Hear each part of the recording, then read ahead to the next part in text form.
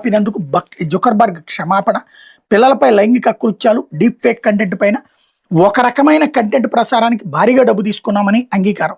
ప్రధానమంత్రి నరేంద్ర మోడీ విద్యార్థులను ఉద్దేశించి విడుదల చేసిన ఫేస్బుక్ పోస్టును కొంతసేపు నిలిపివేసినందుకు ఇన్స్టాగ్రామ్, వాట్సాప్ సోషల్ మీడియా సంస్థల మాతృ సంస్థ మెటా అధినేత మార్క్ జుకర్బర్గ్ బుధవారం క్షమాపణలు కోరారు.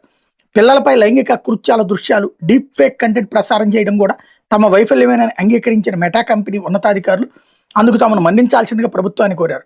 అంతేకాకుండా ఒక రకమైన కంటెంట్ను ప్రసారం చేయడానికి తమకు భారీ మొత్తంలో డబ్బులు వచ్చిన మాట వాస్తవమేనని మెటా తెలిపినట్టు ప్రభుత్వ వర్గాలు వెల్లడించాయి. ఇటీవల జంతర్ మంతర్ దగ్గర విద్యార్థుల నిరసన ప్రజలు ప్రధాని మోడీ విడుదల చేసిన వీడియోని ఆపినటువంటి అంశం మీద జరిగింది. అయితే బాలు నాయక్ పై ఎంత ఘాటు ప్రేమయో, పదవి విరమణ తర్వాత ఈఎన్సీగా పునర్నియామకం, వైకాపా ప్రభుత్వం ఆ పార్టీ పెద్దలతో అంటకాగారని ఆరోపణలు.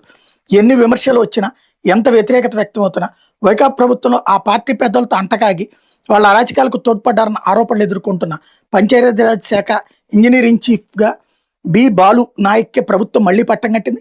వైకాపా ప్రభుత్వంలో ఏఎన్సీగా నియమితులైన బాలు నాయక్ని కూటమి అధికారంలోకి వచ్చాక 2 ఏళ్ల పాటు అదే పోస్టులో కొనసాగించడమే కాక ఇప్పుడు పదవి విరమణ చేశాక కూడా మరో ఏడాది కాలానికి ఆయనకు అదే పోస్టులో పునర్నియమించింది.